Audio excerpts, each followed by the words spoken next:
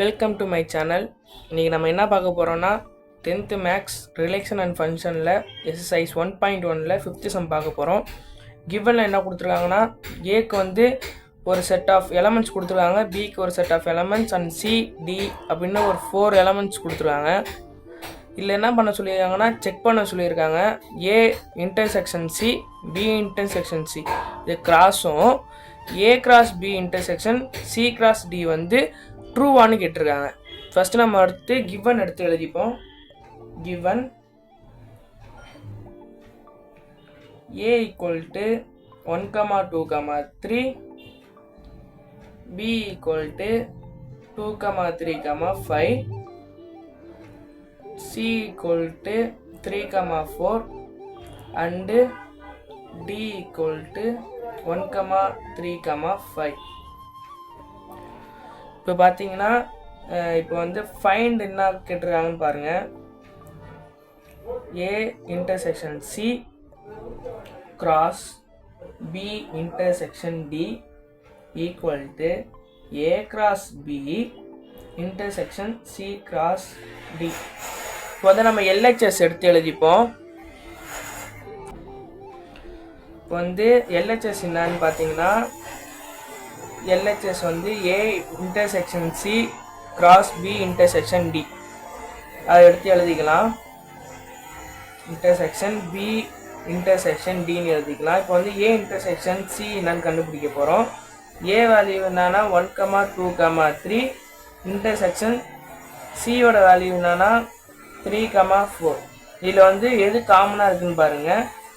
காமனாக வந்து 1 இங்கே இல்லை, 2 இல்லை, 3 வந்து காமனாக இருக்குது. ஸோ 3 தான் பார்த்தீங்கன்னா ஏ இன்டர்செக்ஷன் சியோட வேல்யூ. இப்போ வந்து அடுத்து என்ன பண்ண போகிறோன்னா பி இன்டர்செக்ஷன் டி நம்ம கண்டுபிடிக்க போகிறோம். பார்த்தீங்கன்னா 2, 3, 5. அடுத்து டியோட வேல்யூ என்னன்னு பாருங்கள்.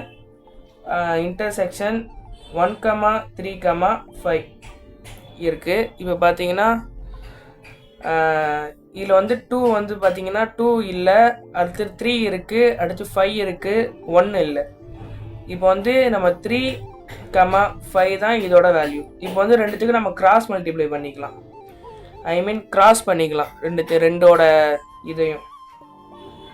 A intersection C cross B intersection D இதோட வேல்யூ என்னன்னா 3 கிராஸ் 3 கிராஸ் 5. இது பார்த்தீங்கன்னா 3யோட 3 ஃபஸ்ட்டு செட் பண்ணுங்கள், அடுத்து 3யோட 5 பண்ணுங்கள். 3, 3 இதான் பார்த்தீங்கன்னா இந்த A intersection C cross B intersection டியோட வேல்யூ, எல்ஹெச்எஸோட வேல்யூ. இது வந்து நம்ம வந்து எல்ஹெச்எஸ்ன்னு எழுதிக்க வேண்டியதான். அடுத்து பார்த்தீங்கன்னா ஆர்ஹெச்எஸ். ஆர்ஹெச்எஸ் என்ன கொடுத்துருக்காங்கன்னா A cross B intersection C cross D. இப்போ ஏ கிராஸ் பி நம்ம எழுதிக்க வேண்டியதான். ஏ கிராஸ் பி என்னன்னா எடுத்து எழுதிக்கோங்க வேல்யூவை. அடுத்து கிராஸ் பண்ணுங்கள். இதோட வந்து 1ஓட பார்த்தீங்கன்னா 2, 3, 5 வந்து நம்ம செட் பண்ணி எழுதிக்கலாம். 1, 2, 1, 3, 1, 5. அடுத்து 2ஓட 2, 2, 2, 3, 2, 5. அடுத்து 3ஓட 3, 2, 3, 3, 3, 5. அடுத்து பார்த்தீங்கன்னா நம்ம